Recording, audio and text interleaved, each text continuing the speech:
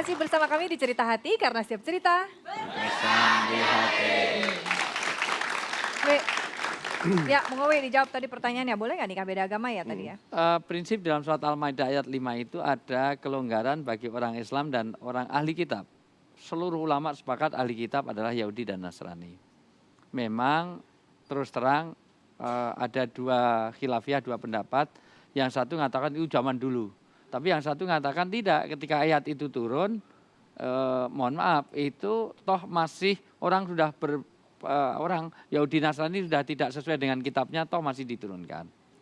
Tapi prinsipnya karena ayatnya masih ada, maka kalau ada orang yang mengatakan boleh ya silahkan saja karena ini. Dan melarang ya silahkan saja. Maksud saya kita tidak bisa memberikan adjustment, itu pertama. Kedua, pemahaman tentang, tadi karena saya ingin jawab bahwa agama itu bukan pada pengakuannya saja, tetapi reality, ikatan antara pernikahan itu adalah pada ikatan keyakinan, bukan berarti hafal Quran, hafal hadis. Itu bukan ahli agama, itu hanya tahu tentang agama tetapi bukan agamawan.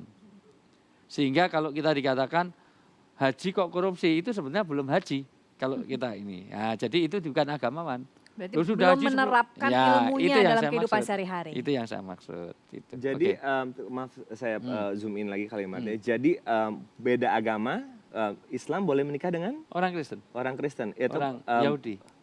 Jadi Yahudi pria Kristen boleh menikahi wanita? Kalau itu memang harus dia keislaman dulu. Tetapi kalau laki-laki Muslim itu jelas ayatnya membolehkan cari wanita ahli kitab. Oh gitu. Jadi kalau saya menikahi yang Muslim, saya harus pindah Muslim. Ya, harus dalam cara Islam. Oh gitu. gitu. Itu. Nah, dan itu rule, karena itu rule. Itu rule.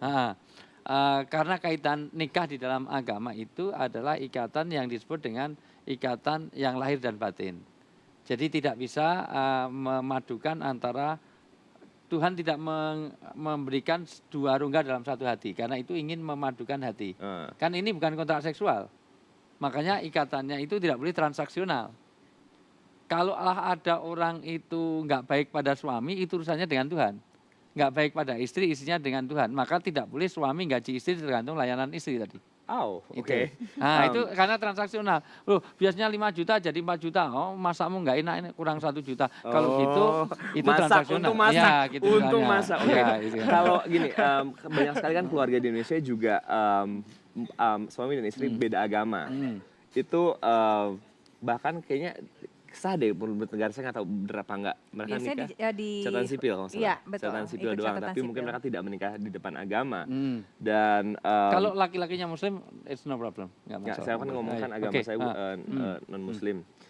Ayah dan ibu saya memang beda agama tapi satu pintu, salib. Kristen dan Katolik gitu loh. Dan ibu saya pun mendidik saya sampai hari ini, agamamu, terserah kamu mau di mana. Dan bahkan saya tidak dibaptis sampai saya mencapai umur dewasa, saya yang minta. Oke. Jadi Gitu dirimu memilih untuk masuk Katolik itu pada saat sudah dewasa. Saya memilih Kristen. Kristen, tapi saya pun mempelajari Islam, saya mempelajari Buddha karena kan keluarga saya juga multikultural. Family Chinese side itu semua Buddha. Saya ada keluarga aku yang Hindu di Bali, yang Sunda semua Islam. Ya kan, dari bokap Katolik. Jadi nasionalis banget ya. Nasionalis artinya Pancasila, Bhinneka Tunggal Ika, luar biasa. Tunggal Ika, bahkan ada agama-agama yang memang saya juga baru tahu dan baru dengar animisme. Cuman kan itu adalah tradisi mereka, bagaimana mereka menyembah Tuhan. So for me it's no problem. Tapi yang Bertrand mau tanya sama Pak Ustadz, boleh menikah? Boleh, tadi artinya ada dalam batas tadi. Ada memang batas-batas yang tidak bisa, misalnya ya, tentang halal haram itu kan satu hal yang rule, bahwa babi itu bagaimana kan dalam kondisi apapun tidak boleh dimakan, itu kan rule, bahwa orang lain makan silahkan tapi dalam batas tertentu. Orang baik dengan orang tertentu sehebat apapun, orang Hindu orang boleh, tetapi ada batas tertentu, misalnya tidak bisa ibadah bareng. Artinya kalau Natalan bareng, Jumatan bareng tidak bisa. Of course, bisa. Sama dengan orang kenapa tidak boleh nikah, ya tadi, kenapa sih wong babi itu juga enak? Ya, tidak bisa, karena itu batas syariat. Syariat. Sebaik apapun ada batasnya. Saya senang sama Bertrand, tapi kalau istrinya saya pinjam kan mesti ya juga. Gitu. Nah itulah makanya jadi ada batas intinya itu. kalau kalau laki-laki muslim boleh menikahi ahli kitab. Ahli kitab. Tapi kalau Betran mau menikahi saya, Betran harus masuk Islam. Masuk Islam. Ya. Gitu ya. Dan itu agaknya susah karena ada saya di tengah-tengah. ini kan contohnya. Iya, maksud saya. Ya Allah. Ya silakan Zawin, silakan, mungkin ada yang mau yang ditanya. mau nanya tadi. Atau penonton ada yang mau nanya. Sekalian semangat tanya dari banget. mana ya Zawin ya? Oh iya, siap. Kok kamu bareng sih? Bajunya sama bisa Zawin? sama itu. Iya. Endorse ya? Iya. Luar biasa.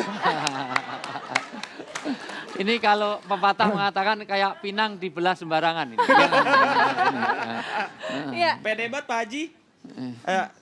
Dikenalin siapa dulu namanya? Assalamualaikum warahmatullahi wabarakatuh. Waalaikumsalam warahmatullahi wabarakatuh. Nama saya Angga Khoirul Bahri dari SMK Bisnis dan Teknologi. Saya pengen nanya ke kakak. Iya, kakak. Kak Betran. Kak Kak Betran. Boleh.